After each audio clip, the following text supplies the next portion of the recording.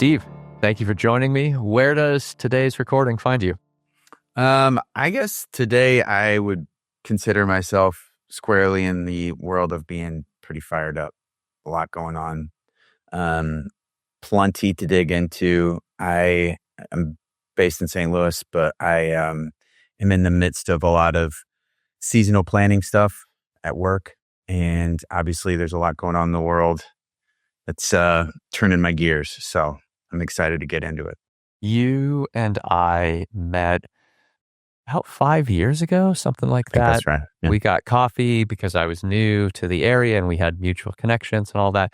And I carried with me that you were really intelligent and engaging, charismatic and all that. So hopefully I'm not, laying it on too thickly here, but I had a very positive impression.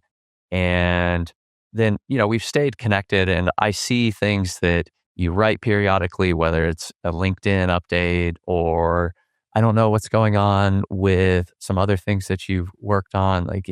At some point you had a project called The Light Shed. Maybe we'll talk about that. I don't know if that's still going on, but can you refresh me or bring me up to date on, who you are, I guess? Sure. Yeah. So I am currently at a agency. It's originated here in St. Louis. We're remote, distributed across the U.S. Name of the agency is Osborne Barr Paramore.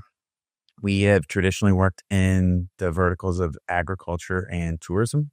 And my role there originated in strategy. I helped start the current strategy function at the agency, and it's kind of grown over the years.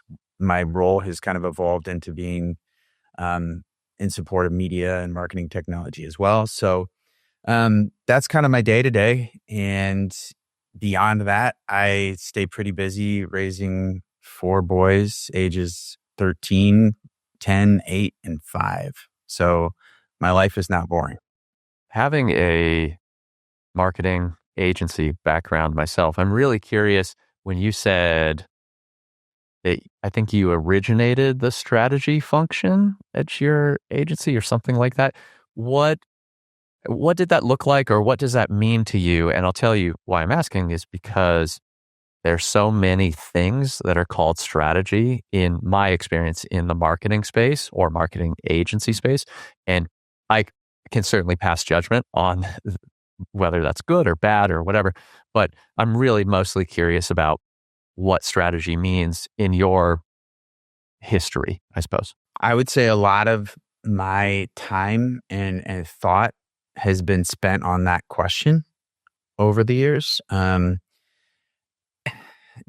We could go very, very far down this tangent, but what I will say is I don't think it's uncommon for strategists who are working in an agency, regardless of the specialty of the agency, as soon as they have that word strategy attached to them and their role, whatever that may be, and oftentimes they start being called a strategist, even though their day-to-day work isn't changing a whole lot. And then they have to figure out, well, what am I now, right? What I've learned over the years is that there are kind of levels or altitudes of strategy. At least that's how I think about it. And it's not uncommon for strategists to root into the information and expertise and resource around whatever their core function is in that moment and learn as much as they can about it. But at some point, they will, I guess I would use the word outgrow, let's say transcend and include another level of strategy that they exist within, right? And so all of a sudden, maybe they started out in like social or content or something, and then they start to realize that there's kind of a larger sphere of strategic choice that informs what happens in channel or from a content perspective. And now they're starting to think about communications more broadly, maybe in a marketing context, maybe outside of that. And then as they learn and to navigate and apply that strategic function and specialism in that domain, they become aware that they exist in an even larger domain. So now they maybe start to zoom out and think even bigger picture around what marketing strategy. And I mean that in a traditional 4P sense. Like you think about somebody like a Michael Porter becoming very influential as you dig into what it means to apply marketing to business direction and decision making around product development and growth in that context. And so I say all that to say that in my experience, that's not an uncommon journey to go down, is to become a strategist before you really have a complete concept of what strategy is. And then along the way, become more and more aware that it's really just a series of nested choices within an organization. Obviously, for an agency, we're interfacing in a service context at a certain altitude. I think that's also the flip side of that, is as you kind of awake to these higher altitudes or larger spheres, you also start to feel smaller within the one that you're in. And so I think you tend to want to apply higher level thinking because you realize that maybe there's a lack of clarity around the choices or decisions that you are working in or that your client is working in. And you want to have greater influence or at least get better definition to inform how you apply strategy in your context. And it's not uncommon to realize that you don't have access. You're too far away from the capital M marketing strategy and the decisions that inform that. Your job is to help your team shut up and color, right? Your job is to help your team find the pretty pictures and the nice sounding words that help sell an offering. So to put a pin in, or to wrap this up, I would say it's an expensive word. I don't really love the utilization. If I oftentimes find myself avoiding saying the word strategy because it is so hard for people to pin down. But at the end of the day, regardless of what level you're operating at, and I do think like you can have a strategic approach at any of the altitudes I just described, but I think it has to entail some sort of decision between multiple feasible options that's based on some insightful understanding of the situation and some focus on what effect or what result you're looking to achieve. And that's universally applicable across all of those. Is I have a deeper understanding of the situation, the context that we're in. I know what we're trying to accomplish, and I have multiple approaches that we could take to do that. And my informed choice is A over B through Z. And then ideally, once that decision has been made, every nested strategy within that, as like Roger Martin would call it, a choice cascade that falls out of that, is informed by that choice. That's how I think about strategy. When you pointed out that, or when you said that, forgive me, I'm not going to get your phrasing correctly, but something like making a decision is important to, it's a sign of strategy, if I can put it that way, but something along those lines. You reminded me of, I think it's Richard Rummelt, who Good Strategy, wrote, Bad Strategy. Yep, that was the book that I was thinking of. And I could be wrong, but I think it was in one of his books where I recall first encountering someone saying, it's not strategy if you're not, he didn't put it this way, but it was something like, if you're not sort of going out into the unknown and making a decision about what to do, what direction to go. And I don't know if you intended that or not, but that was immediately what popped to mind. Was I remember reading whatever book it was. I remember thinking, I don't know that I've thought of strategy as like putting that stake in the ground. Yeah, it has to be a choice, and it's the hardest part. And honestly, I think that's why agency strategists struggle, because oftentimes they're not really given latitude to make a choice of any significant. We're often seen as a means to an end, right? So we're helping to guide a team to deliver on what a client has ultimately bought, right? And that can be really hard. And I think that can make agency strategists struggle a lot. There's also the sense that the role in an agency context for a strategist is to provide insight, but not prescribe a solution. And so there's even some ambiguity around to what extent a strategist gets to make the choice on behalf of their team, on behalf of the client's team or their work. I think about it this way. So Roger Martin, I mentioned him already, but he talks about strategy in the context of where to play, how to win. It's a pretty common way to think about it at this point. But what I try to do is frame it as this. So if a marketing strategy is about where to play and how to win in the market, I view an agency strategist role as taking that to the domain of psychology and thinking about where to play and how to win in the mind. But that still requires a choice because it means you're actively deciding what kind of perception you're trying to shift an audience towards, what kind of behavior you're trying to move an audience towards. And I think my biggest struggle, and part of the reason why I've started to gravitate more outside the context of advertising or even marketing and really thinking more about organizations, is, I got frustrated with the sphere of influence that I felt somewhat stuck in, but also I would see inside these client organizations and I could see my counterparts within the organization in that same sphere, right? Kind of stuck in a way. And the thing that ties both, the agency life and culture and experience to any broader organization and kind of connects the dots between the two is the tendency that I see for us to abstract brands and businesses from brains and behavior, right? So like we talk about quantitative metrics and we talk about finances on paper and we talk about lead volumes and we talk about even like go to market plans as if they don't involve people at all, and the same thing I think is true for internal operational things when we talk about org structures and in internal transformation initiatives. And we lay out all these plans, we put these numbers on paper, we model out these projections. And I don't think it's intentional, but it's just easier to math out the future that we think we want than to deal with the messiness of neurons, right? And so that's the thing that I think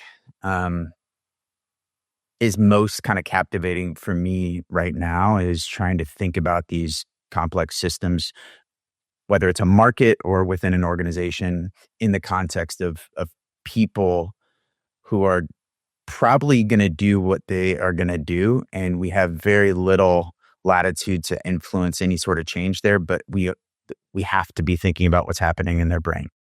Do you get in situations where, for example, a client perhaps is asking you for certainty about whatever the project is, and I don't know how you present it, but there's, at least inside of you, if not in your words, a thought of, well, I can't guarantee what's going to happen. People are messy.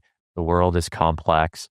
But going with the idea as well of making a decision, well, the client is paying us for whatever it is, a website or a direct mail campaign or whatever you're working on. They're also expecting a certain kind of result. And so, client, I can't tell you exactly what's going to happen. I can tell you that I'm attempting to make the decision that I believe will get you where you want to go. And so then, having described a very vague situation, do you find yourself getting into interactions with clients where they expect a commitment to a specific result rather than to, let's say, a plan of action? There's a few things there. There's fear and risk, and those relate really closely to the need for a level of confidence and certainty. We could say a lot about that. But I also think there's a tendency to want to math out a plan so that we can say we have a plan to deliver the results we're looking for. And the way that that's so often approached is almost like you're working with a contractor on a house that's going to be built, which even in that context, it feels pretty straightforward. Here's the plan. Here's the blueprints. I've got all the subcontractors lined up. Here's the sequence that we're going to be building this in. And things still happen. You still encounter things. I mean, especially like if we're talking like renovations, gosh, you never know what's inside the walls, right? Like, but what we often are doing is working in very large, complex, adaptive systems where there is no way to control these like a machine. There is no way to model out projections that are going to be accurate within a certain margin of error. Because at the end of the day, like there are so many factors and variables at play, and the instruments that we're utilizing are actually pretty weak. They're effective, but incrementally so. And I think that's what a lot of people overlook. But I also think people just want to know that there's a plan, and they want to hear you say it's going to work so they can check that off their list and move on to all the other things they have to do. And that's another issue is we, in our professional domains, we're so pressurized right now. When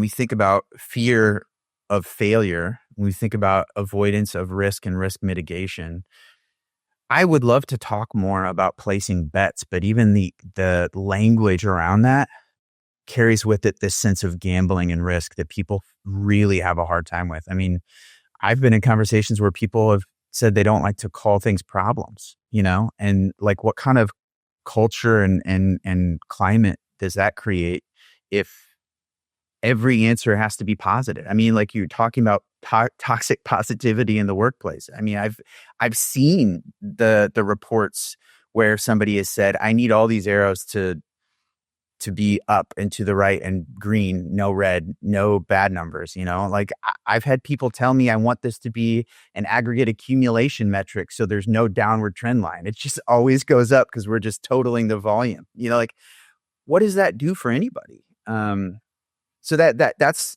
some of what comes up when you ask me about that is understanding where that fear and risk aversion comes from, understanding why people are so desperate for the confidence that comes from a sense of certainty. And that's not the kind of thing that one person is going to talk you out of in a moment. That's a cultural shift where we have to start norming unknowns, where we have to start calling out certainty as a fallacy. And we have to start thinking about how we can be creating space for creative bet placing and be talking about things in terms of where the trajectory that we want to head in, without necessarily being able to guarantee an outcome. And it's just going to take time. Some organizations are better at that than others. And I think it has a lot to do with how long they've been around, what kind of business they're in. I think even just giving some language to what level of risk is appropriate at any given point in time. I just read somewhere on LinkedIn, and I can't remember whose post it was, so I'm going to reference it without citing. But they were talking about decision rights, and they were talking about understanding the potential risk within any decision. And they talked about it in terms of hats, haircuts, and tattoos, in terms of like the degree to which getting the decision wrong is going to have, outsized failure or relatively no consequence. You pick the wrong hat on a day, it's a hat. You can take it off any point during the day. You get a bad haircut, you got to live with that for a few weeks at least until your hair grows back out. Put a tattoo on you don't like, now you're in a situation where you're talking about spending a lot of money or just having regrets. So there's different scales of risk, and I think that needs to be acknowledged when we're having these conversations. I mean, sometimes, especially in our context, failure feels really big and ominous. But I think that's also because we aren't being honest about how bad it would be if we failed. And maybe it wouldn't actually be that bad. And that makes us feel not as important as we want to feel. Yeah, I can think of so many times in my career where I have more or less run a test. You have an A/B split thing, whatever the channel is, whatever the thing is that you're doing, you have a test version of the thing. And in my experience, at least, I know in every one of those planning discussions, we were talking about, well, we think this is a good idea, but we don't know if it's going to work. So we're going to try it. We're going to test it. But in some large percentage of those post hoc, after action meetings, review meetings, someone, and I don't mean to, talk badly of clients by any means, but, at the end of the day, a client needs some form of results for their dollar. And so it is more often than not, the pressure is coming from the client and not your client services team or whoever. Someone says, well, this was a failure. And maybe like the sort of how you placed the word strategy or described it, what we mean by the word failure at that time is really important. Did this experiment fail? Did this test version fail? And did we learn something, about what might we do next time? Or did it fail? The implication being that it was a waste of time, perhaps. Right. And as you're talking about that, I'm thinking back to so many times feeling like, why did we have to change our understanding of what we were trying to do from the planning discussion to the after action review? So I love this. And this actually exposes what in my mind is one of the big contradictions that we have in corporate culture right now. So the thing that I find so fascinating is, on one hand, you've got this sense of anxiety that emerges when you use the word experiment, right? You talk about running an experiment and all of a sudden that sounds experimental. And clients, not even clients, a lot of people in a professional context want that sense of certainty, and they want to hear that what you're trying is a proven solution, right? They want to know, does this adhere to best practice? The challenge there is, if everybody adheres to best practice, then no one has an advantage. This is what people always talk about with the big four consulting firms, just selling the same solutions to everybody in a category because they're proven solutions. But if everybody in a category is following the same template, where's the diversification? Where's the advantage, right? So you've got this aversion to the notion of experimentation. You've got this sense that we can't learn from failure. Failure is just the opposite of success, so that's bad. And yet what we want is for people to be thinking more scientifically about their jobs. And so there's this trend towards being super rational and being very logical and wanting to see the evidence and wanting to see the numbers. And yet, if you talk about what science actually would do in this situation, that sounds unproven. Or God forbid you do some sort of holdout test, or do something where, some region doesn't get ad spend, or some department doesn't get the new thing that you're trying, and all of a sudden you're afraid somebody's going to complain. Well, we can't afford to have numbers go down anywhere. So even isolating variables, or running a test that might cause, subpar performance in one area is a non-starter. And so it's funny because there's this sense that we want to be sure and certain. We want proven solutions.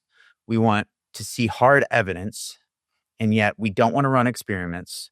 We do want to have innovation and advantage, which are not going to come from doing the things that everybody else is doing and has done a million times. We want to be efficient and innovative, which I think I just said on LinkedIn today is an oxymoron. There's no such thing as efficient innovation. And so there's just this contradiction that we tend to exist in, where we seem to want to have our cake and eat it too. And it comes up time and time again. Yeah, I completely agree with you. And at the risk of straying too far in the stream of consciousness, I think we could if we wanted to opine on how this shows up in culture, outside of just marketing or business, but in parenting or Yes. what we expect of the education system, whatever it is that your children are going through. But I, I, I fear we risk getting into maybe too much. It's not confirmation bias, but just affirming one another's probably shared beliefs. So I'm going to, Well, I have a thought on that, if it's helpful. yeah, So, complexity is appropriately a very complex topic. If you've ever tried to like wade into complexity science, it's hotly debated. Like if you're not interested in these topics at all, it will just sound like the most inane dialogue ever. But like there are people who argue very vehemently about the nuanced differences between systems thinking and complexity science, and like it's just funny to me. But the thing that I find really fascinating is when you think about the dimensions of any complex system, the different like levers and variables that could be dialed up or dialed down to change the level of complexity within a system. It's all about like the relationship between whatever the agents within the system are, right? So how interdependent they are and connected and diverse. And what's interesting to me, and I was thinking about this a few weeks ago as I was kind of like learning about some of this stuff.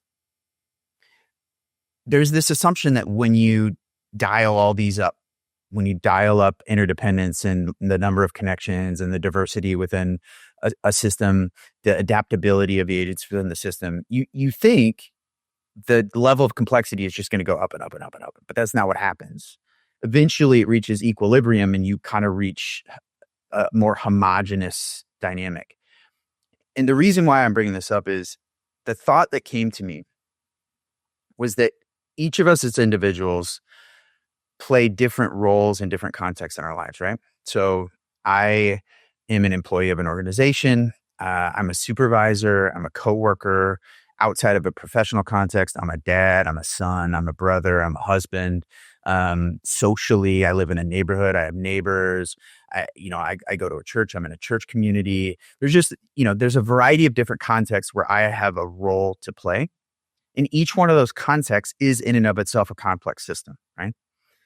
And what's crazy is I think if you rewind, maybe a few decades, most of those systems in most people's lives had probably reached a point to where the level of complexity was rather low because there was a lot of homogeneity in the system, meaning everybody in my neighborhood pretty much looks like me and we're very similar in our stage of life, socioeconomic status, etc. Everybody in my family mostly thinks how I think and believes what I believe. When I go to my church, we all think the same things. That's why we're here to church together. Like in my job, we know what we do in our company. It's X, Y, and Z. The process is clear. We have best practices. We can pretty much do our jobs in our sleep. Politically, things were pretty black and white, pretty boring. All of that feels completely undone now. I mean, even as a parent, it feels like nobody knows the right way to parent anymore, and it's all up for debate. In a workplace context, everything is changing all the time. I don't care what industry you're in. I mean, especially now with AI, feels like it's undoing all of the things that were done even just a couple of years ago. But like, I think it's really fatiguing for individuals to be existing in all of these different contexts where you feel like you have no safe zone. You go back to this notion of certainty. Like, in what domain in your life do you feel like you have any certainty that, like, maybe sports? Because the only thing that's uncertain is what the outcome of the game is going to be or the match, But by and large, you've got your tribe. You kind of know the norms. But like, I think we as individuals in society now just don't have that many places where we can truly decompress and settle into a known environment because so much is constantly shifting and changing. And I think that affects all of the things that we're talking about, whether it's in a professional context, in a workplace context, but also just in our everyday lives. And that shows up in work too. That makes people less willing to take risks because we're just running tense and scared in every moment of every aspect of our lives, which is sad. It shouldn't be that way, but I feel like that's where we are. You said when you dial up, you know, innovation, interdependence, any number of things that you would think that, I forget what it was. Was it that you would think that complexity goes up as well? So the four kind of variables, as I understand it, are, again, with the relationships of the agents in a system: interdependence, meaning how much does each agent depend on another agent; connectedness, meaning like how many connections one agent has to other agents in the system; diversity, meaning how different the agents are from one another; and adaptability, meaning to what extent an agent has the ability to change itself in some way, oftentimes as a component of the interdependence. So if one agent is dependent on another and that agent changes, that's going to make this agent change, et cetera. So the point is that I think there is an instinctive way of thinking about it, that if you increase the number of connections, if you increase the interdependability, if you increase the diversity, if you increase all these things, the system is just going to get more and more and more and more complex, because now everybody's connected and everybody's interdependent and we're all different. But what happens is those interdependencies and the adaptability and the connections actually reduce the diversity, because you start to hit the mean of like everything starts to kind of norm out. And that's where I think people tend to feel comfortable, because you're kind of just sitting in a nice warm bath and nothing's changed. It feels great. But obviously you don't have any of the positive elements that come from the diversities in a complex system, the change, the evolution, the innovation, all those things. Are you familiar with a book called Non-Zero by Robert Wright? I think I heard him on the Partially Examined Life podcast at one point. More than likely, yes, because he wrote The Moral Animal. Yes. He wrote Yep. Why Buddhism is True. Yes. And there was another one that I'm blanking on.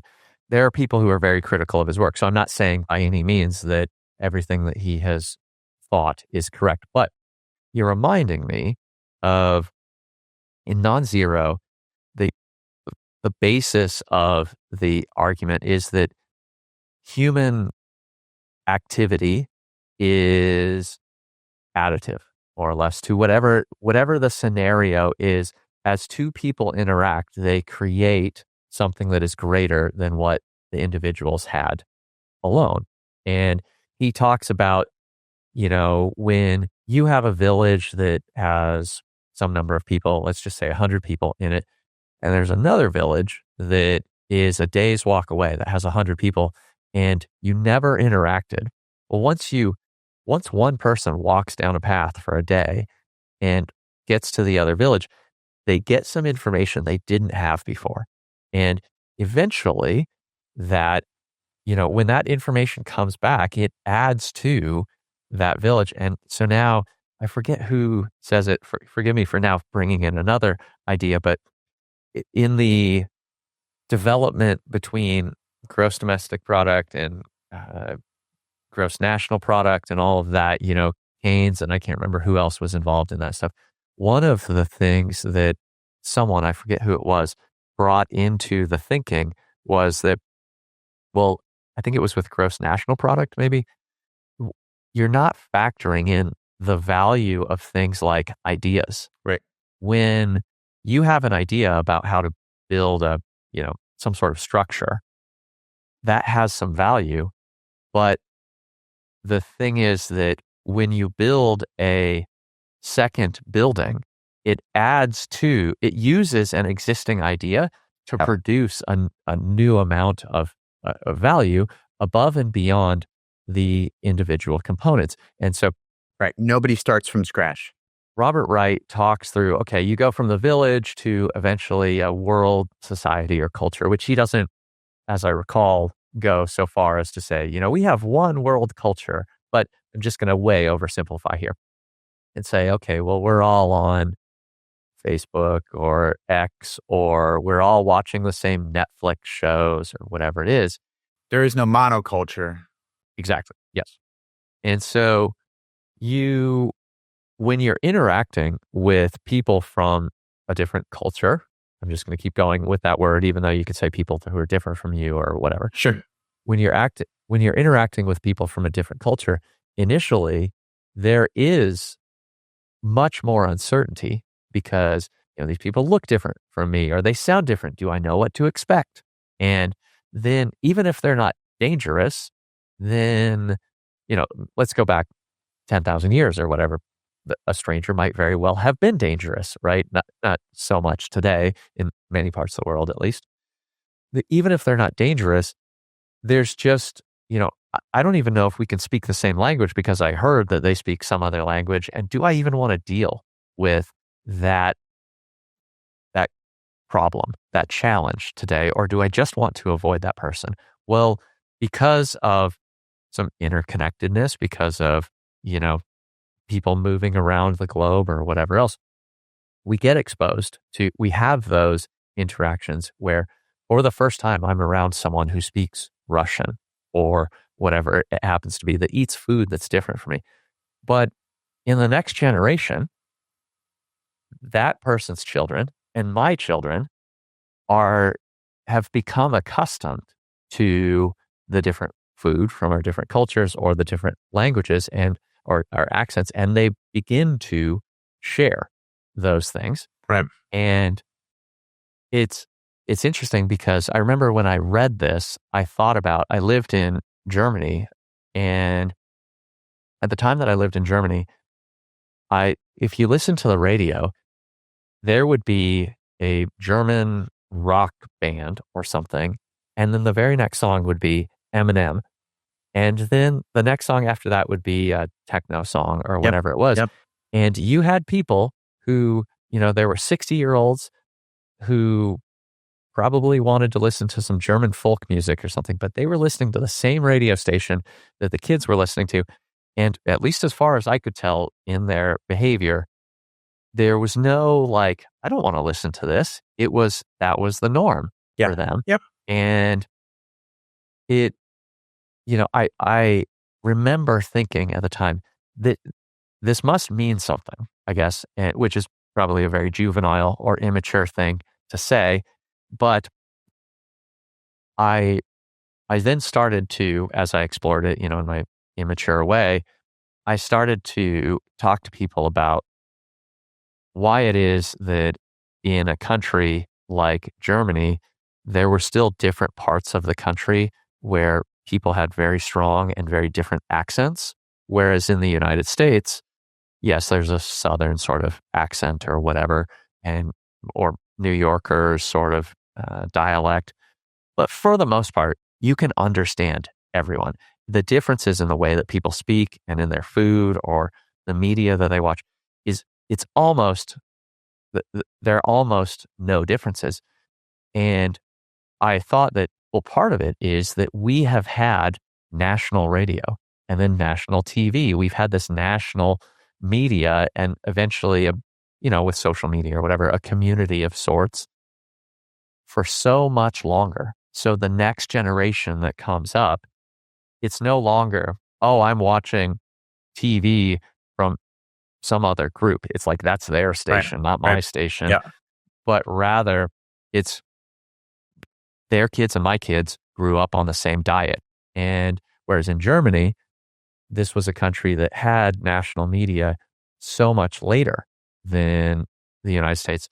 And so they hadn't gone through that generational change. And as you were talking about that, I was thinking, so there is this additive nature of building connections and going through the change, I guess, feels like things are moving off in a direction, a path that things are getting worse. They're pulling apart. I don't know what's going on. I don't know what to expect, when I'm sure that this is not 100% the case. But if I'm hearing you correctly, it sounds like you're saying generally what occurs after that is actually a what was two communities becomes one bigger, less complicated community. Is that right?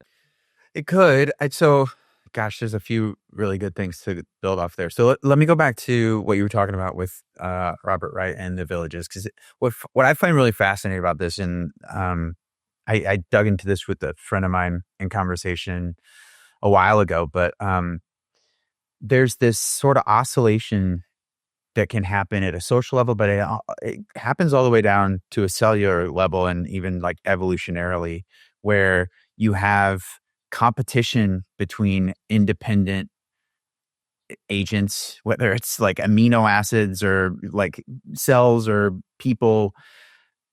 But at some point, a connection gets made and something new gets created from that connection. And almost inevitably, in any context, that new thing needs to be protected from all the other things. And so you start to see this pattern of unique, independent things competing, connecting, converging, and creating something new that then has to compete in that context. And so there's this pendulum swing between a generative connectivity and coming together, and then a divisionary protectiveness, right?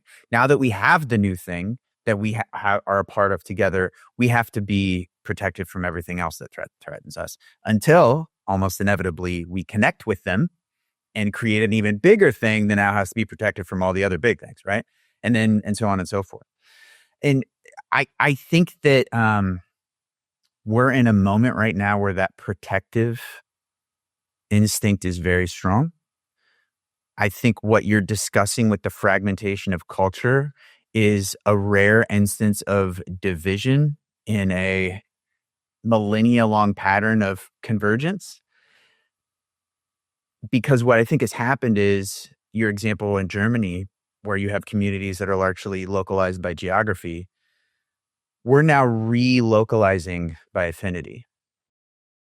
So our online culture has essentially taken what you're talking about with more of a monoculture in the States, when you go back to like broadcast communications. Now those are all fragmented up and targeted around the things that you are interested in, or that you align with, or that you identify with.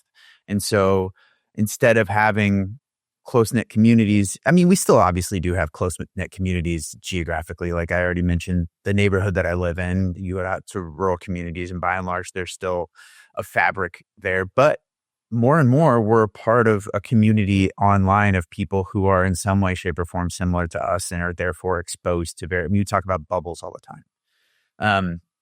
In my work, I don't really love to talk about brand because I think it just makes you sound pretentious. But for me, that's just a shorthand way to talk about the construct that somebody has in their mind of a thing.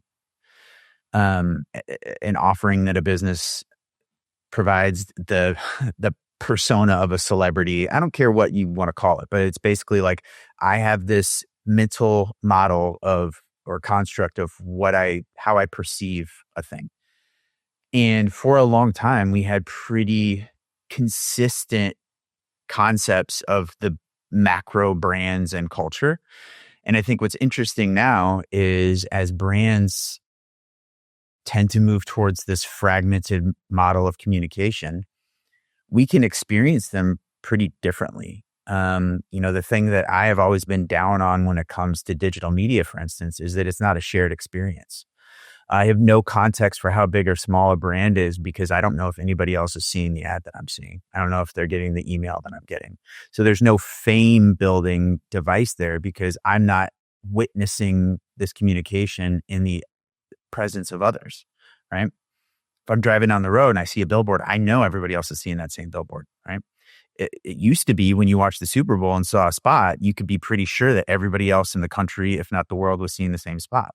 We got the World Cup coming to the States next year. I'm working with clients as to what we're going to do around the World Cup. And one of the things that I find really interesting is the ad experience in that broadcast across the tournament is going to be very individualized, And it's just not to go down an advertising path, but I think as we think about the ways that we are othering people who aren't like us in society, combined with a fragmentation of who we identify with and what we identify with, I think you're starting to see these constructs, these mental models of, what a Democrat is versus what a Republican is, right? Or what an American is versus any other nationality, what an immigrant is largely going to differ in ways that maybe never has before, because the way that we're experiencing these things is so unique to how we interact online and who we interact with and how the communication is being tailored and targeted. And so that can be really scary because there's a lot of social ramifications that I think we're in the midst of experiencing the consequences around. But it can also be really exciting because there's never been a time where media is more democratized in some ways.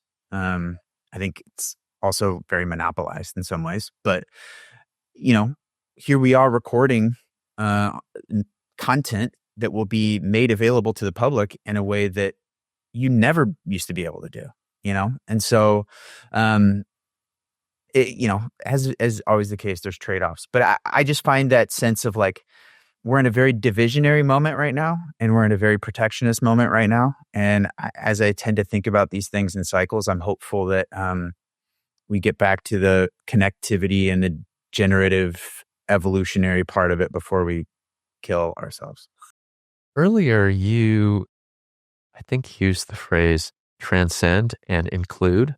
That's a Wilberism. Yeah. Okay. Yes. So tell me what you think about this. I think that if you think of different aspects of your life as being one depending upon another, perhaps, your sense of identity relies upon, at a very deep level, maybe there's some sort of biological sense of, you being male or whatever it happens to be. And you go up from there, and historically, and still for a lot of people, fairly low down, one of these more foundational layers tends to be some sort of religious identity. And somewhere in there might be ethnic or, related to ethnic perhaps is language or whatever else. What I would like your opinion on is, I think that over time we have chipped away at some of these layers, some of the more foundational layers.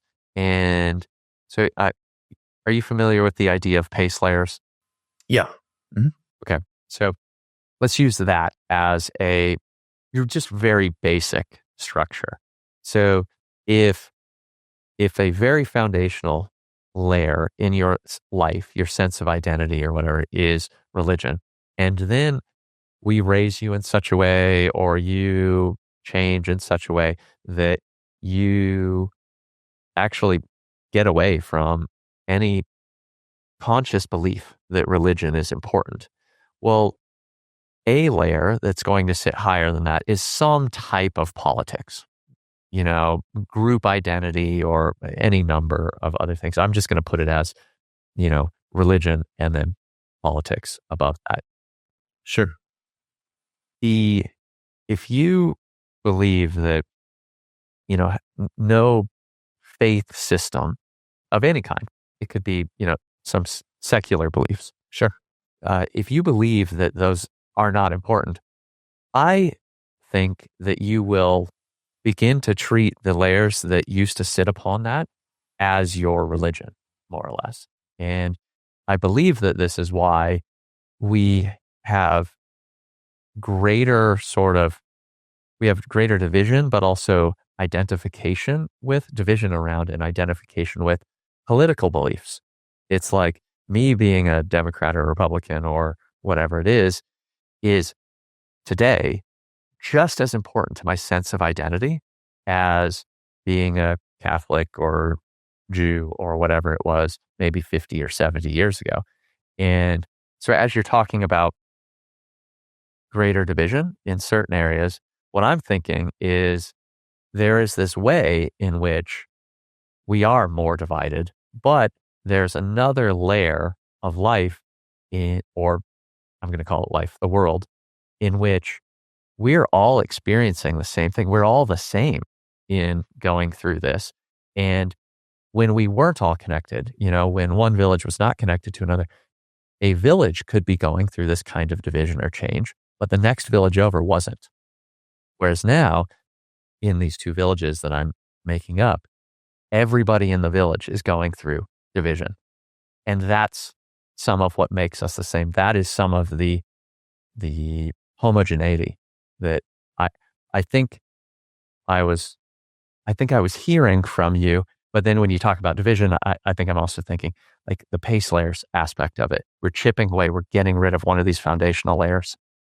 I think part of that is that people wear these things a little differently at different moments of their lives. And sometimes they never even reach those moments. What I mean is, in the same way that I talked about people maybe having different mental constructs of a brand based on their experience, right? Like, I went and ate at a restaurant and had a great dinner. You went and your steak was undercooked. And now all of a sudden we think about that restaurant in two very different ways, right?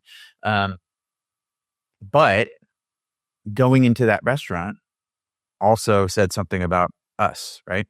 And maybe to a certain extent, like it's a see and be seen type of place. And so by dining there, you feel like that conveys some sort of status or, whatever social signaling just by being there, right? By patronizing that restaurant. And so I think about brands. I can't remember where I picked this up. It was not my original idea, but as kind of birds' nests of experience that people assemble when they have an experience with a business and its offering, they kind of start to cobble together this idea of the business and its offering as a brand. I think we do that with our own identities. And when you talk about things like political affiliation or religion, I do think a lot of people just pull those things into their bird's nest. And so these are quick little shortcuts that they can use to tell you who they are, right? So there are as much symbols of how they understand their own identity as they are anything else. However, you would think that political affiliation and religion, being what they are, would have much more substantive implications for people because they're organizing ideas about how you see the world, how you want to live in society, what policies should be, et cetera, right?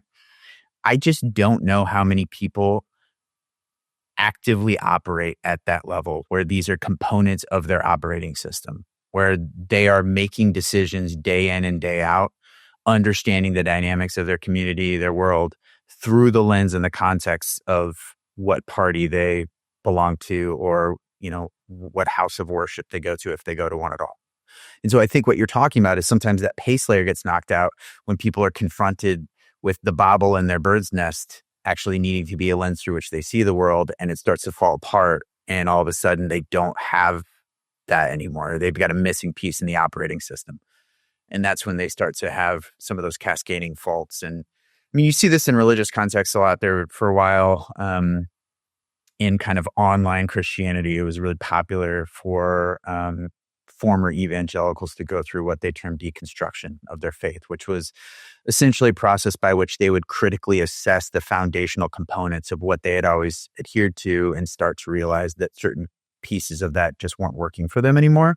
And the whole house of cards would begin to fall down. And then they were left to kind of reassemble what faith would look like to them, if it at all. And a lot of them never return, And so I think you can have that, like, this is such a terrible example on the heels of that, but even just like what a lot of people on the far right went through with QAnon. I mean, QAnon was almost like a mainstream thing on the right to the point where like everybody probably had an aunt or an uncle that had like dipped their toes in some aspect of that conspiracy. And now nobody talks about it, right? Because it was such a like failure to launch when all of the things that were supposed to happen never actually happened. I mean, we forget about that. But that was a house of cards that came falling apart, and they've moved on to replace those components with other things. But I do think you're right that people tend to have a hard time when they really take a hard look at some of these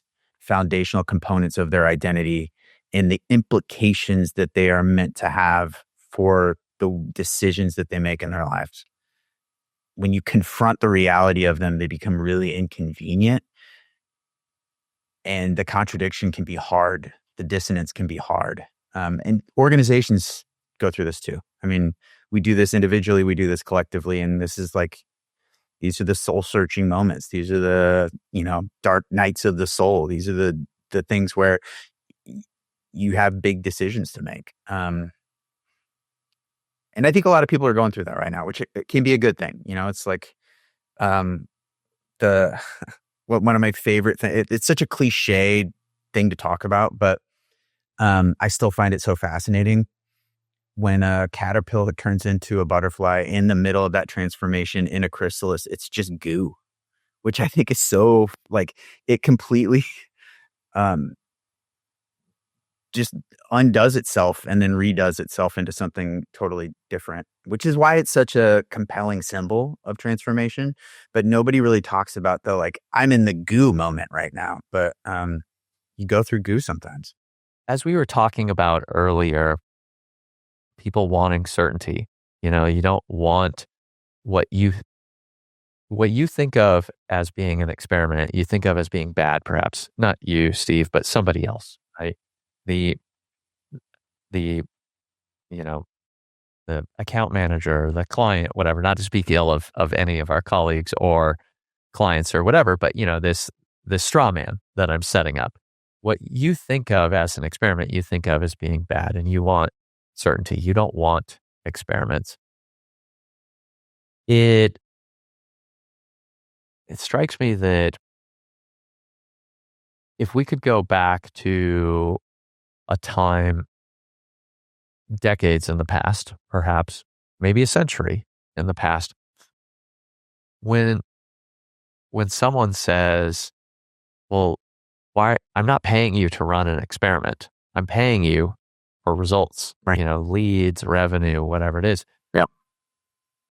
It seems like I'm putting pieces together here at the moment. I'm wondering if we might say that I could fall back on a more foundational explanation for the reason to run an experiment, which might be not that in your industry, this is the way that we go about marketing or innovation or whatever, as much as this is just the way that innovation is done, or this is the scientific process.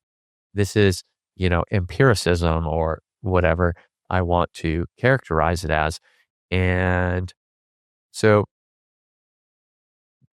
when scientific management, let's say, came around, and we can have plenty of criticisms of scientific management. Yep. But in terms of generating efficiency, for a long time, that produced a lot of profit, gains, a lot of value for a time. And I happen to be critical of it at the moment, but we could get into why later maybe. But I forget the book and all that. I think it was called Scientific Management. And was the guy Frederick Taylor? There we go, Frederick Taylor. Mm-hmm. He wrote that book in, was it 1912 or something? It was the early 1900s. Yep. And, for the next 30 years, perhaps, if you worked for Ford or you worked for some other business that existed, and somebody said, well, why are you rearranging our org chart in this way? You wouldn't say, well, because that's how we do it in this industry.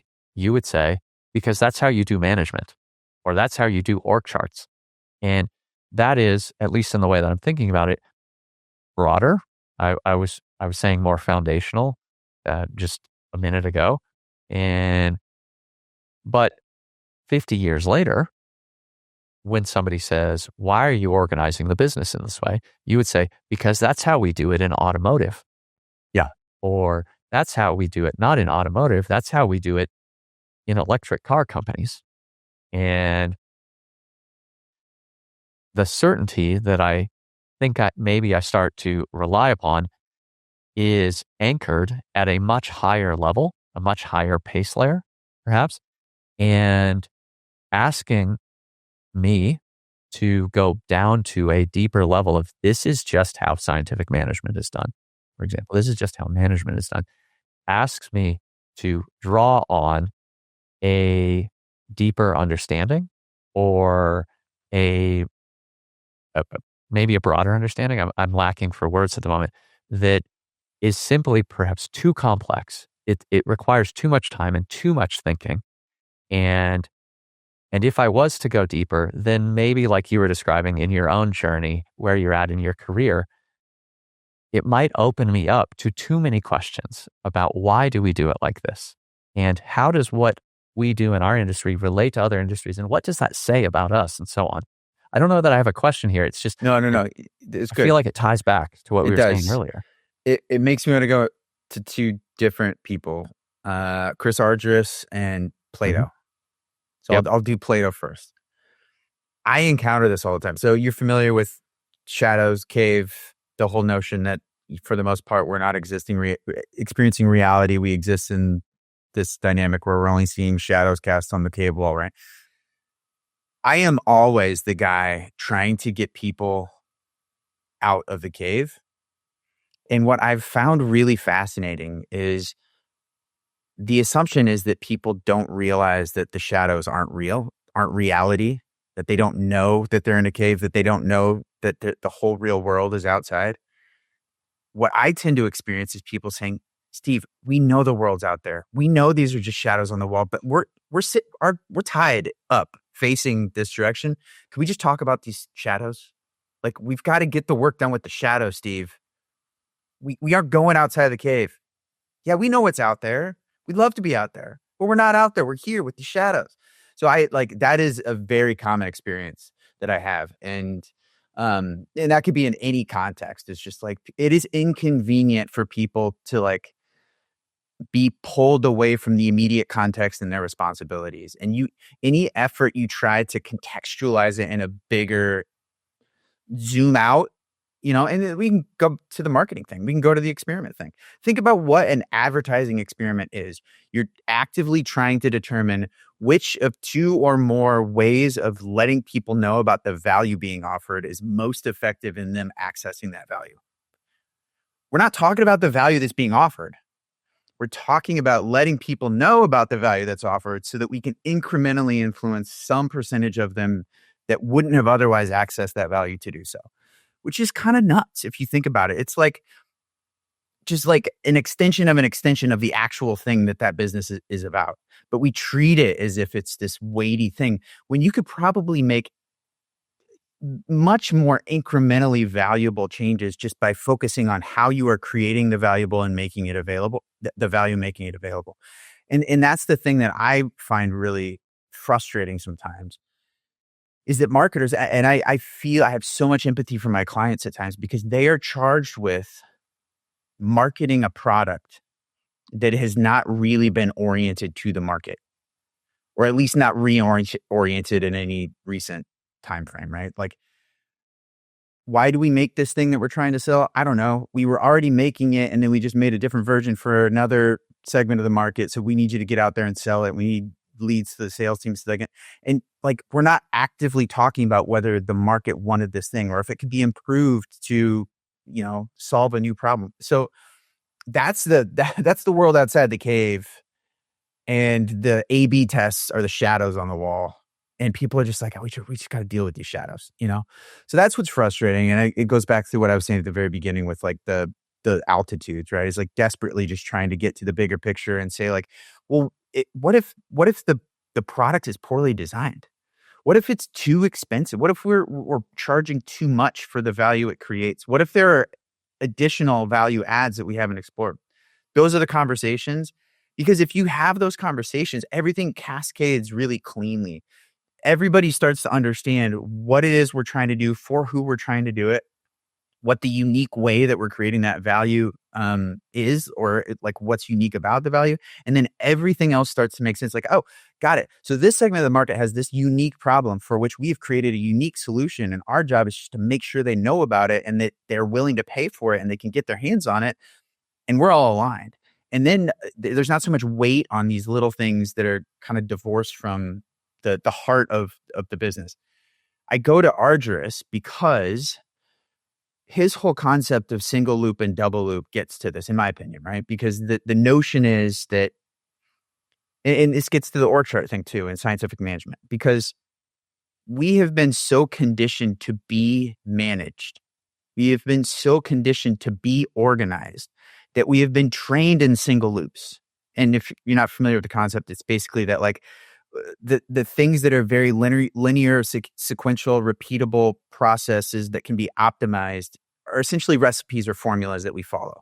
And this is what makes jobs easy to do because there are predictable, repeatable steps. As soon as you introduce complexity, variables, things that can start to unravel that linear sequence or process, people get really anxious and overwhelmed. And, you know, I spend a lot of time looking at organizations that are moving in more of a self-organized context and moving towards a model that pushes a lot of autonomy to teams to organize themselves in whatever way they see fit in order to create value at the periphery of an organization. I think people have a hard time with this for two reasons. One is leadership doesn't think that their teams are capable of it. They think if I let my team self-organize, they're going to look at me with deer in headlights. Well, maybe that's because they've lived their entire lives being organized. Maybe that's because they've been managed. We haven't trained people how to be completely comfortable with the double loop that Argyris talks about, with the ability to have a critical approach to navigating non-linear problems without proven solutions. So we have to be creative in the ways that we approach them. And we have to do it in collaboration where roles maybe aren't defined, where decision rights haven't necessarily been outlined. And I just think the tendency is to think people aren't capable of it. I think the reality is people haven't been allowed to do it. They've been trained literally since we were in school to sit in a classroom, listen to the teacher, get assigned work, complete the work, turn it in, and get good grades. And that is how most people think about their jobs. So yeah, if you back up and say, you guys figure out what needs to get done, figure it out amongst yourselves. What's crazy is kids are actually really good at that. Even in the modern classroom context, like you throw a bunch of kids together and say, here's the problem. What do you guys think? Have at it. Kids don't have that anxiety, that fear that adults do, that are conditioned to. And Argyris talks about this too. So he talks about theories of use. And he basically says, like, we all bring these assumptions into our everyday contexts, and they can be individual, but they're oftentimes shared within the organization. Like we default to these truths that we haven't even articulated. So the most common ones he talks about is like the tendency that people want to always have control, that they want to be successful. Like no matter what, we should be winning and never losing. So to your point earlier, like failure is not an option, right? We always want success metrics. Needles charts are always going up to the right. We want to feel bad about ourselves or our colleagues. So like from a performance review context, like we don't want to hear any negative feedback. We don't want to hear about what went wrong. And to the point that we brought up earlier, like everything should be logical and rational. And we want to try to math things out because we feel like that provides us the certainty that we're so hoping for. And so, yeah, that we're conditioned for rigidity, and we have not been trained in fluidity. And I think that it's really inhibited not even our ability to transition the ways we work together, but even just convincing organizations to provide their people the opportunity to do it. And so everybody's just sitting there like, guys, we got to deal with these shadows. The shadows are what we've been getting. This is our scope, is the cave wall right here.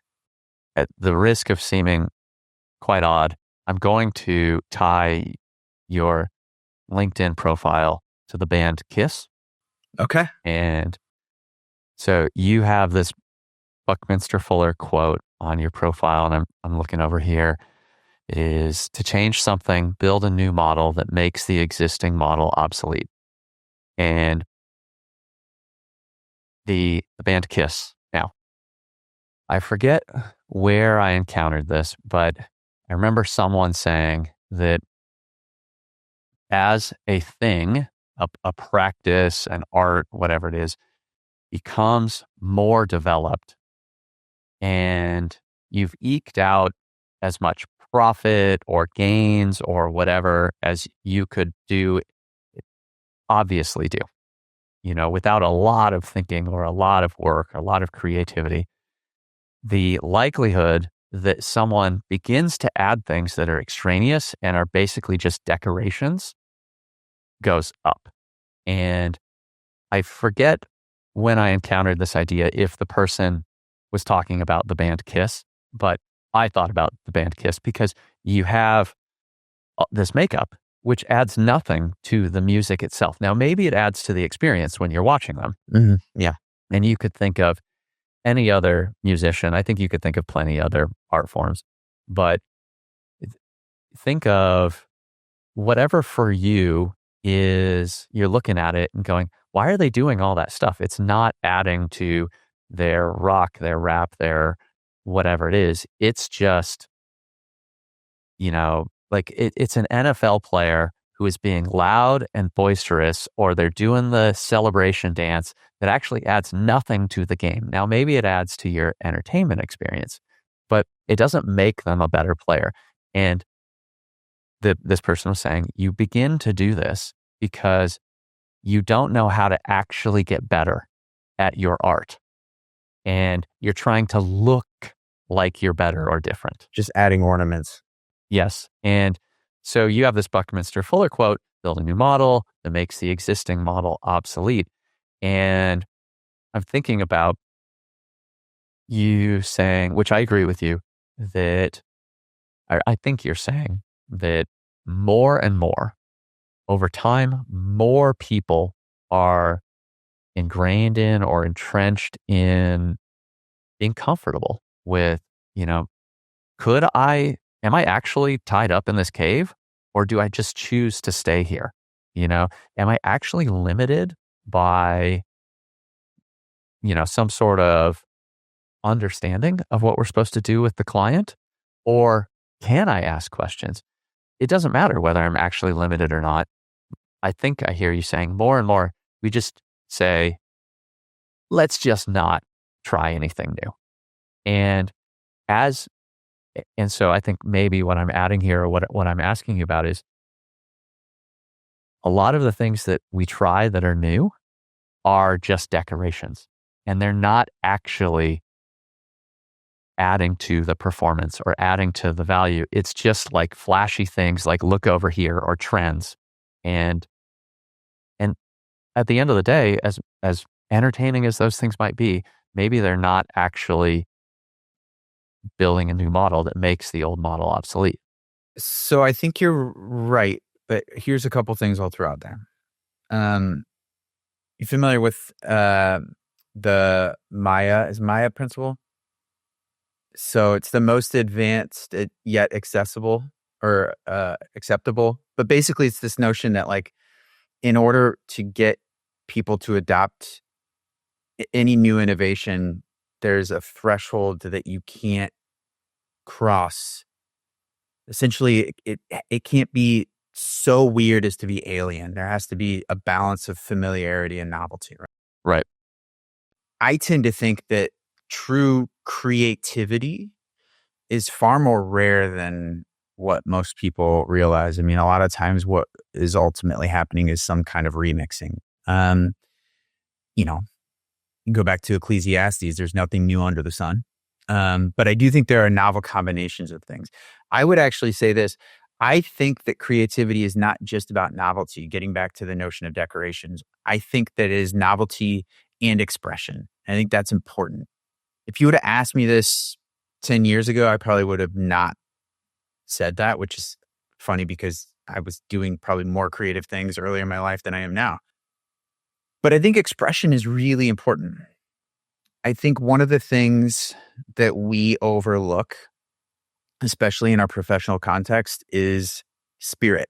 And I don't mean that in a religious sense or a God sense from a holiness thing. I just mean like whatever you consider to be the animating energy that moves the bag of bones and meat that is you through your life, right?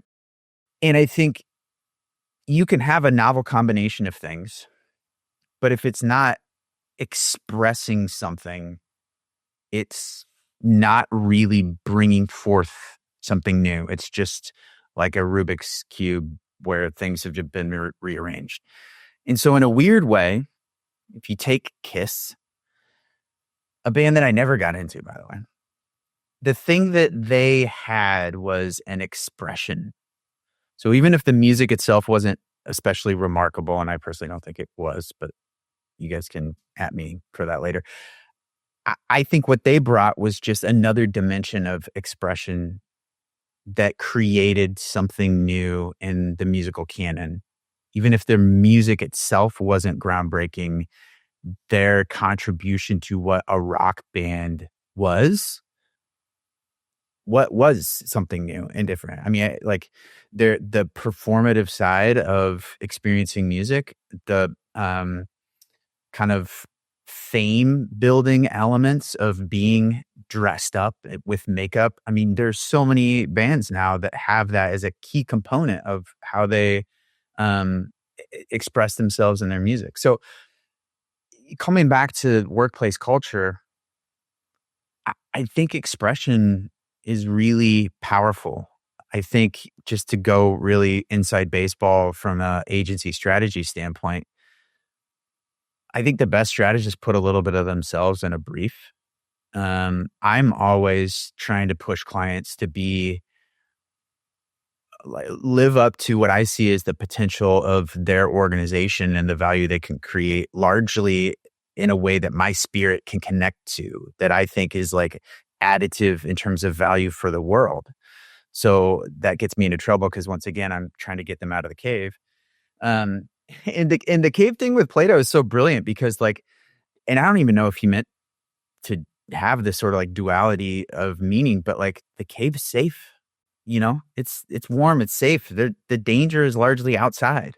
So people aren't necessarily motivated to get out of the cave, and it's scary, but like that's where the creativity is, that's where you can interact with a much larger and diverse ecosystem, combine and recombine all of those things that may not be new under the sun, but haven't been connected in a way. And you doing it includes a different expression than me doing it. If you combine things in a novel way, and I was over here combining things in a novel way, they wouldn't necessarily be the same thing because they would be expressed differently. And I think that is really important. The point about expression feels to me like it's highly or closely related to a decision being a sign of strategy or important to strategy. And I don't know that it's the same thing necessarily, but it feels to me like if you just took a bunch of activities and said to a client, well, we could do this, and there was no why behind it except perhaps something very basic like, well, you paid us some money to do marketing. Yeah, right. Then you'd have some activity, some action, you'd have some numbers, but that it'd be sort of like stumbling blindly towards a potential new, better way when you could have a hypothesis, perhaps, and you could test against that hypothesis. And somebody says, well, why did you choose to do this hyper-targeted media at this time in this market, whatever it is? And the way that if I can try and tie these things together, hopefully I'm not abusing language too much. The way that it's expressed, the expression is dependent upon a decision, the decision being that I believe I have decided that this is the best way to use that money that you're going to pay us, that this is the best way to accomplish your goals. Yeah, there's this assumption that an idea for the right thing to do comes from the experimentation and the testing. But that's not true. You test once you have the idea. I mean, people don't realize this, but like scientists are some of the most creative people we've ever had in the history of humanity because they actually come up with the novel ideas. It's just that they then go through the rigorous process of making sure the ideas are good and work. We just got into this weird dynamic where we divorced the two practices. And over here, we've got people who are creative and come up with wild and crazy cool ideas and don't want to know if they actually work. They just want to live in the vibes world. And then over here, you have people who are just full on optimization of what we're already doing and for incremental gains. We're just going to take the things that are working and make them work better. And so it like the fact that those two modes of thinking have been separated when in the pure spirit of science that like they are, part and parcel of the scientific method, like it's kind of crazy to me. I mean, I said earlier, most of what we think of as creativity isn't really, but in the marketing and advertising world, it's even worse because like we literally call the ads themselves the creative, which is terrible. We have a department that is the creative department as if they have a monopoly on creativity. Most of the time, most of the work that we're doing is more or less paint by numbers. There's not real novelty coming out of it. I mean, like it or not, a lot of the ads that get produced in some way, shape, or form are informed by other ads that we've seen, So I don't think that creative people are often as creative as they think they are. And I think that the people who tend to be more quantitatively and optimization minded have way more creative potential than they exercise because they're so accustomed to thinking that the job is to take what we know works and improve its performance rather than say, what if we tried X, Y, and Z? That's an interesting idea. How could we test that? What would we need to do in order to validate it? To borrow another Roger Martinism, like what would have to be true in order for us to buy into that approach? And Roger Martin, I love, as is evidenced by the number of times I've referenced him, because he talks about strategy as a largely and primarily creative exercise because you're starting with an intuitive inkling of what might be the best way forward.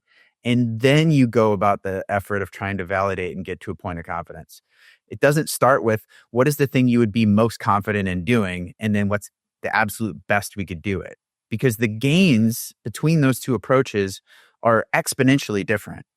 You're talking about 10x versus 10%, The problem is nobody wants to take the 10x unless that was the one, by the way, just side note, that was the one beautiful thing about the startup boom that happened, around a decade ago and has largely tailed off now that most of the VC funding for it has dried up. But just the mindset of that was so great because there was this sense that you could try anything, and I think we're in a season now, unfortunately, and I think it's going to get worse before it gets better, where what people are willing to try is going to be less and less.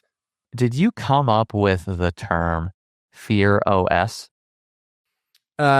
Maybe. I mean, I didn't take it from anywhere. I can't claim to be the first person to ever use it, but yeah, that was when I was writing about Argyris, I was thinking about it in terms of like this implied, unspoken, subconscious operating system that drives a lot of organizations. It's just this like foundation of fear, which gives rise to all these other things.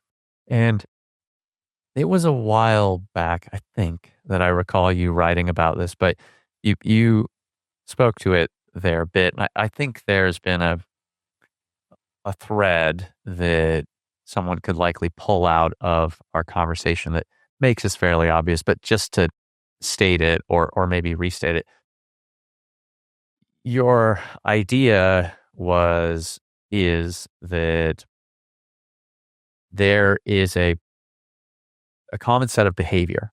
Perhaps there's a culture. There are high priorities or motivating factors within a number of organizations, maybe a lot, maybe the majority of organizations, that it is fear driven. We are going to make decisions to hit the quarterly numbers or whatever it is, not because we believe there's a better potential future, not because we have a vision for the future, or I don't know what the alternative necessarily to a fear OS might be, but let's call it vision OS or love OS, or I don't know what. It's not because we think the future could be better, but rather because we're just trying to stop the future from being worse than today. And so I guess the question is, am I either recalling your idea correctly or maybe tying it into some of the things you've said properly? Yes, 100%. I think the one dimension that we haven't touched on that's a big driver of this is the competitive context meeting shareholder capitalism.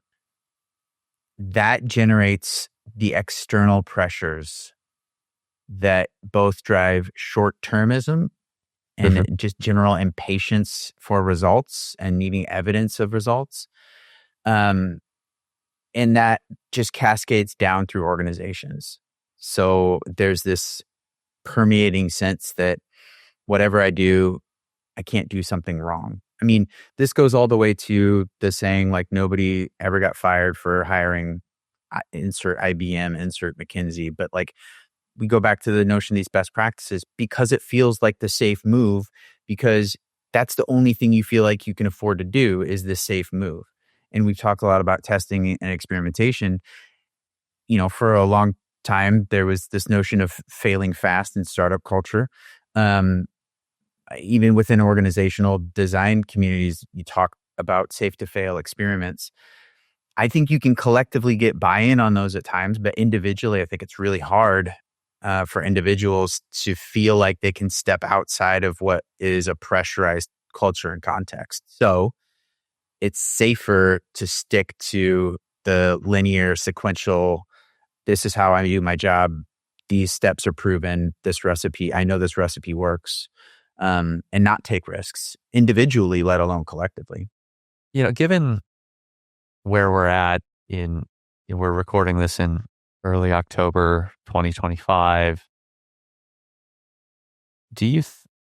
What's your opinion, your stance, your prediction of the future, maybe on AI and some of the things that we've talked about? Like, do you see generally or in certain pockets some type of generative AI or technology changing the creative process, not just, design or whatever, but strategy, creative thinking? Do you think that AI and the changes in technology are making more people fearful and less willing to take risks?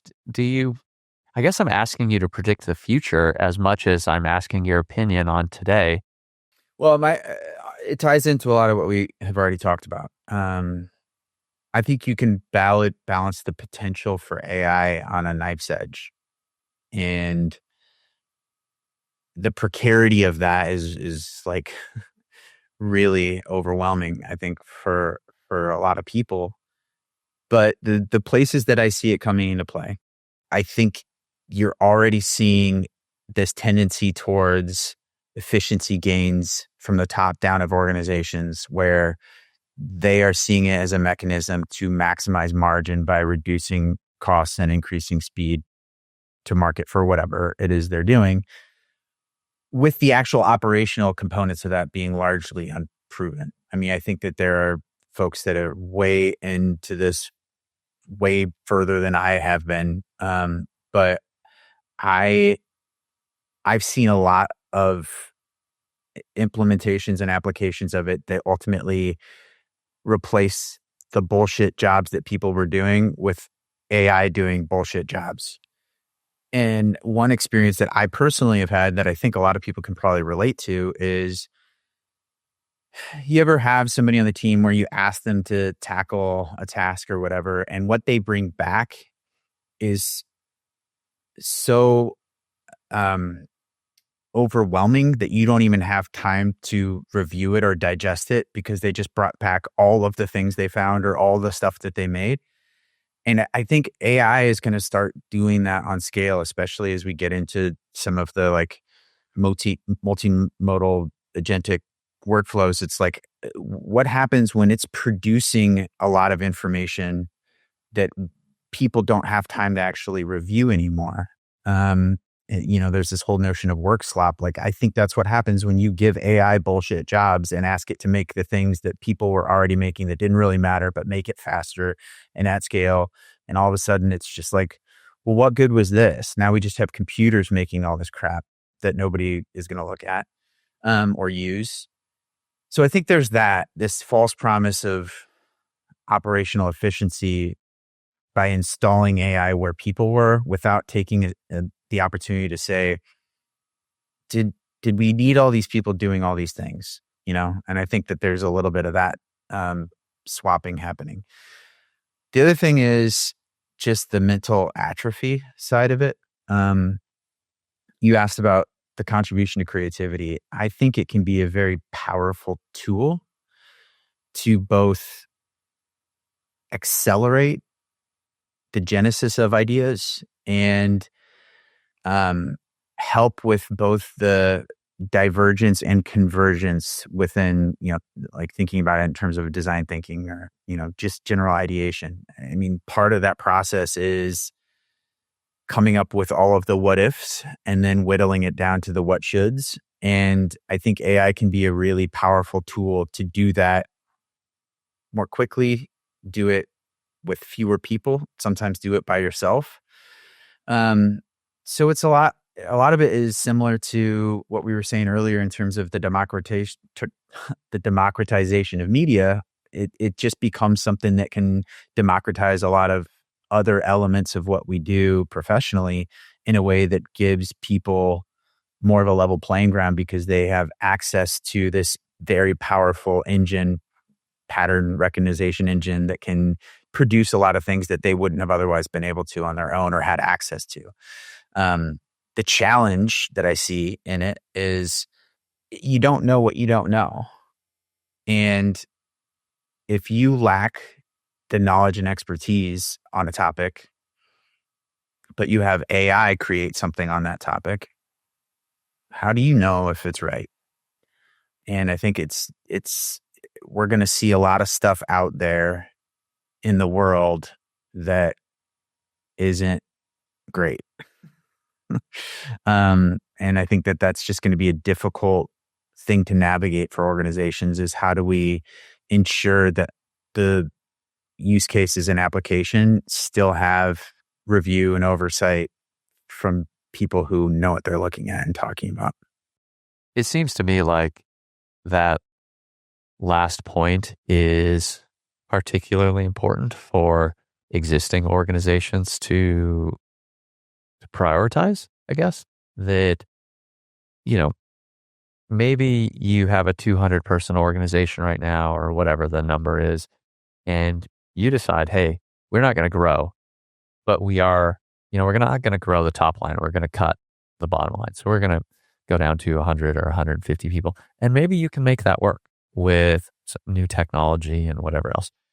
I suspect there would be a lot of challenges to make that work, but let's just say that you're going to make that work. Ensuring that your people now think critically, you cut all of your entry level people. And so now you have these people who have basically just become middle managers of AI or very few people using AI. So instead of a small 3-person design team, you have a manager and you have one designer who's using Figma, Canva. I don't know what people use in the design space now.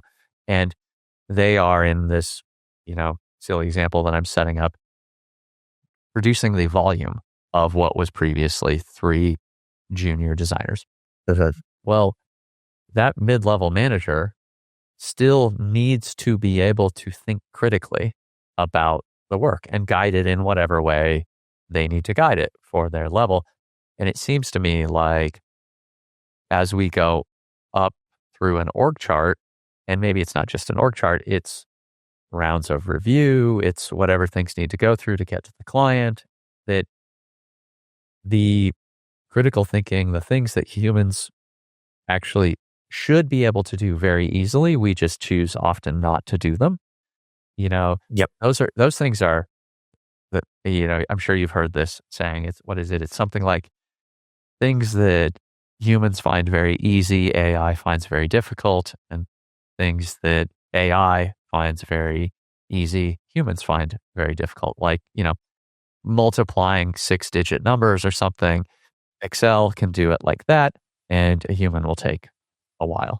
And then, but you go to like reading facial expressions, and most humans find that quite easy. The AI has to turn that into a computational exercise. I imagine you've encountered this, whether it's generative AI images or it's generative AI music or whatever else. But because in generative music, there, at least at the moment, I think people are not, the AI is not generating the guitar line independent of the drum, bass, vocal, whatever line. It's writing the waveform all at once. Right. And at some point, I'm sure that if not already, at a high level, at some point, all of these commercially available generative AI tools will generate the bass line separate from the guitar line, separate from whatever. But right now, because the AI's understanding of music is as a whole and not the constituent parts, and then how do those parts work together, there are a lot of artifacts in the music. So you're able to begin to pick those out.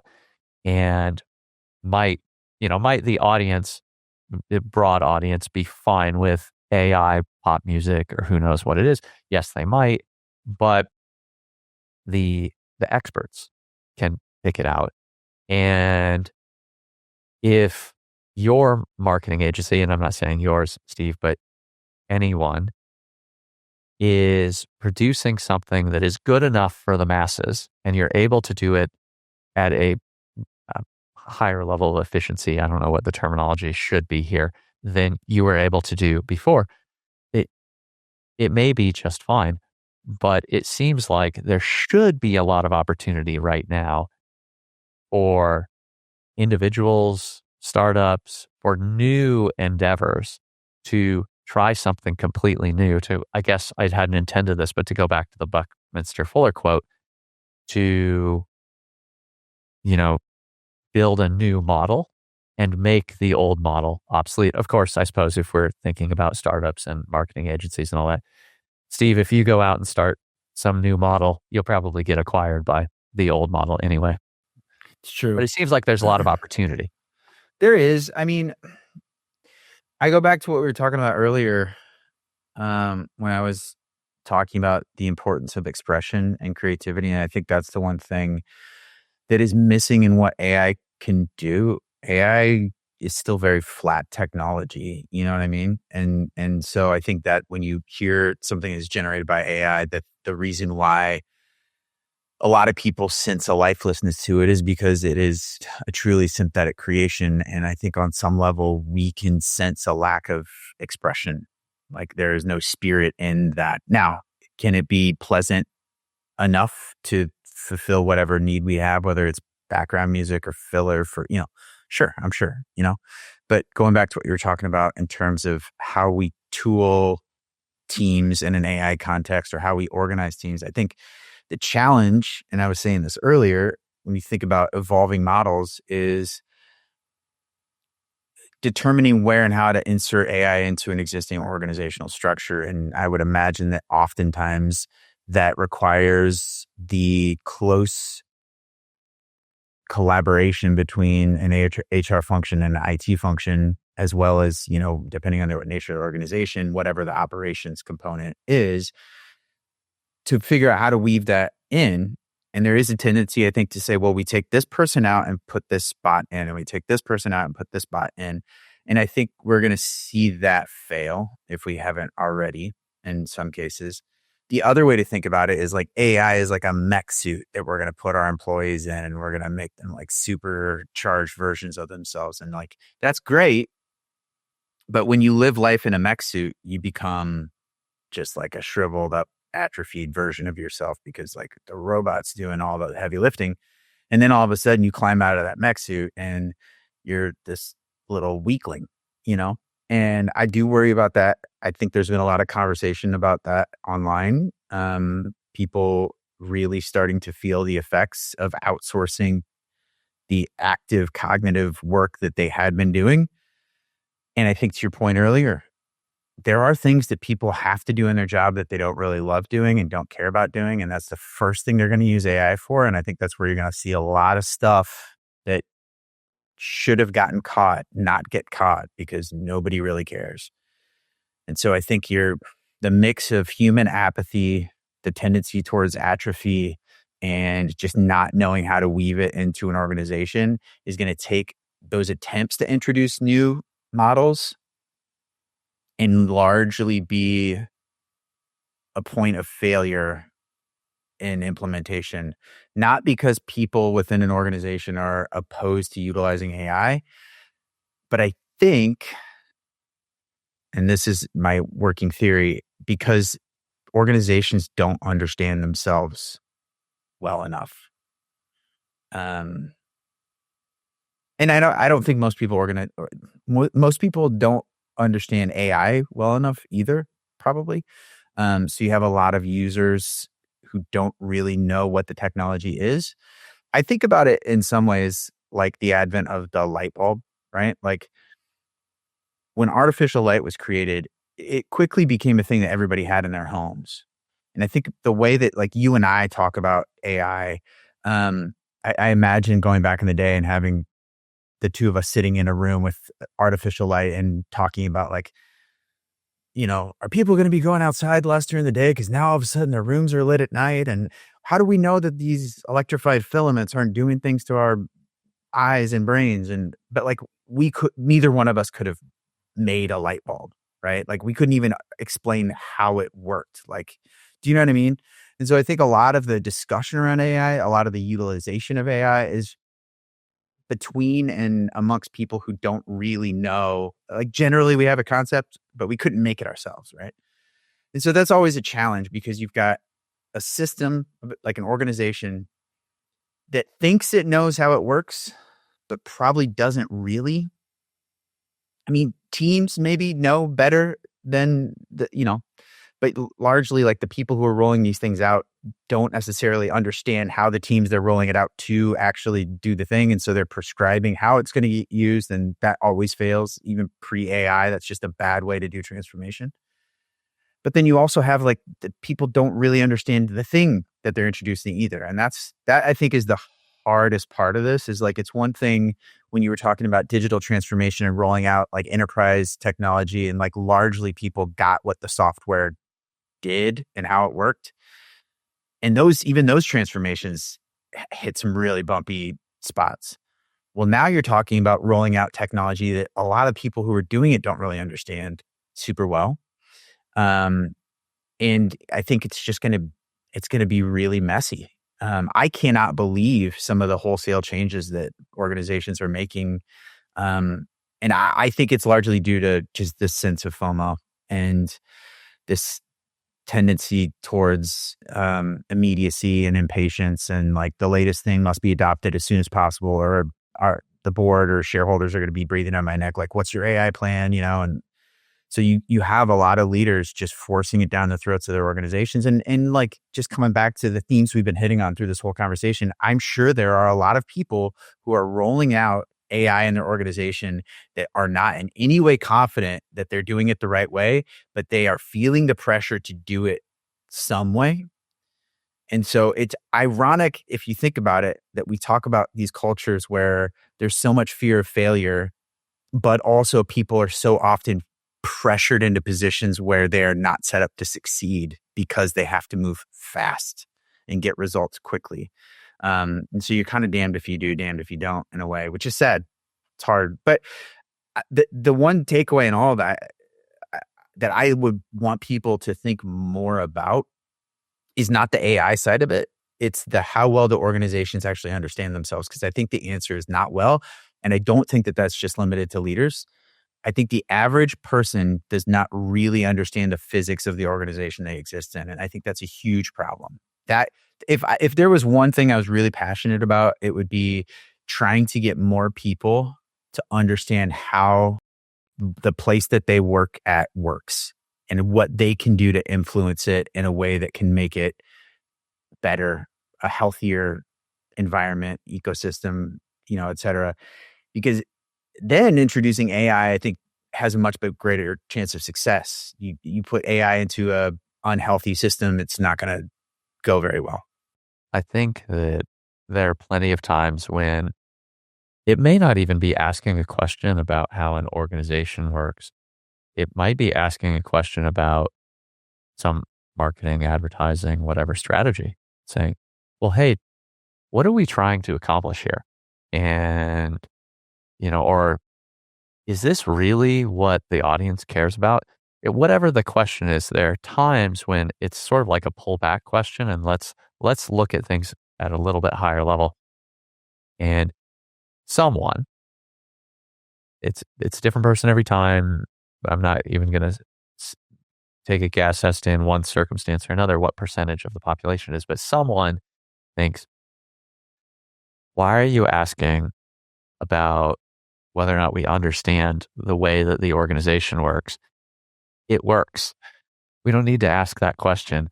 And I feel like when I've been in those circumstances, and I've probably been that person plenty of times too, but when I've been in that situation, I have felt like, I'm not saying that we need to go back and rethink everything as much as I'm just trying to ask, do we know what the objective of the war, the battle, the engagement is? And once we confirm that we do, then, at least for me as an individual, it's much easier to move forward. But to just say, well, we understand it, or we don't understand it, we just know that it works, I think really misses the point. Big picture questions are always inconvenient, and people hate them. I keep coming back to the Plato cave analogy, but it's like being like, hey guys, are we even in the right cave? Yeah. Nobody wants to hear that question. But it's scary how many organizations can't even get to first principles that quickly or clearly, I mean, part of the reason these questions get asked is because there isn't a shared understanding of those basic foundational things, like having laser clear clarity on why we exist, who do we create value for? I said this earlier.